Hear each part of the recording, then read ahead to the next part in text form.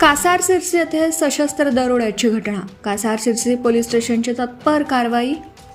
लातूर जिल्ह्यातील कासार सिरसी पोलीस ठाणे हद्दीत तांबाळा येथील ब्रिक यार्ड स्पोर्ट क्लबमध्ये 30 मार्च रोजी सायंकाळी सुमारे 9:30 वाजताच्या सुमारास अज्ञात आरोपींकडून दरोड्याची गंभीर घटना घडली.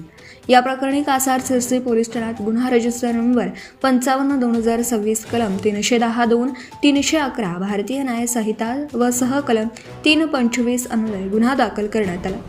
या प्रकरणी फिर्यादीने दिलेल्या तक्रारीनुसार 5 अनोळखी आरोपींनी क्लबमध्ये घुसून बंदुकीचा धाक दाखवत दहशत निर्माण करून रोख रक्कम व मोबाईल फोन जबरदस्तीने हिसकावून घेत सशस्त्र दरोडा टाकला. घटनेची पोलीस स्टेशन कासार सिरसी यांना रात्री 10 वाजताच्या सुमारास माहिती मिळताच सदर बाब तात्काळ वरिष्ठ अधिकाऱ्यांना कळवण्यात आली. पोलीस अधीक्षक श्री अमोल तांबे यांच्या निर्देशानुसार व अपर पोलीस अधीक्षक श्री मंगेश चव्हाण यांच्या मार्गदर्शनाखाली कासार सिरसी पोलीस ठाण्याच्या पथकाने तात्काळ परिसरात नाकाबंदी करून आरोपींचा शोध सुरू केला. कासार सिरसी पोलीस स्टेशन प्रभारी अधिकारी श्री प्रवीण राठोड यांनी तात्काळ पोलीस स्टेशन औराद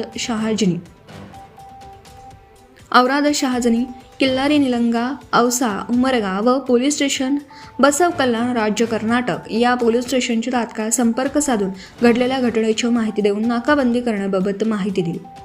दरम्यान दरोड्यात वापरण्यात आलेली संशयित विना नंबर इनोव्हा गाडी भरधाव वेगाने शिरढोणकडे पळून जात असल्याचं पोलिसांना माहिती मिळाली.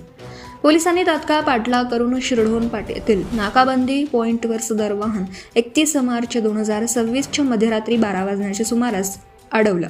त्यावेळी आरोपी वाहनातून उतरून अंधाराचा फायदा घेत पळून जाण्याचा प्रयत्न करीत असताना पोलिसांनी एका आरोपीस शिताफीने ताब्यात घेतलं.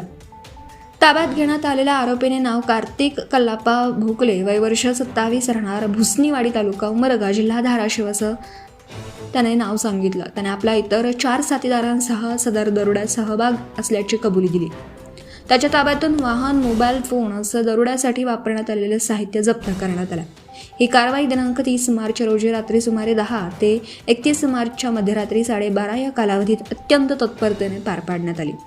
घटनास्थळी अपर पोलीस अधीक्षक श्री मंगेश चव्हाण, उपविभागीय पोलीस अधिकारी निलंगा श्री ढुमे, उपविभागीय पोलीस अधिकारी अहमदपूर श्री रायबोले, स्थानिक गुन्हे शाखा प्रभारी अधिकारी श्री सुधाकर बावकर तसेच इतर वरिष्ठ अधिकारी यांनी भेट देऊन पाहणी करून पुढील तपासाकामी मार्गदर्शन केलं.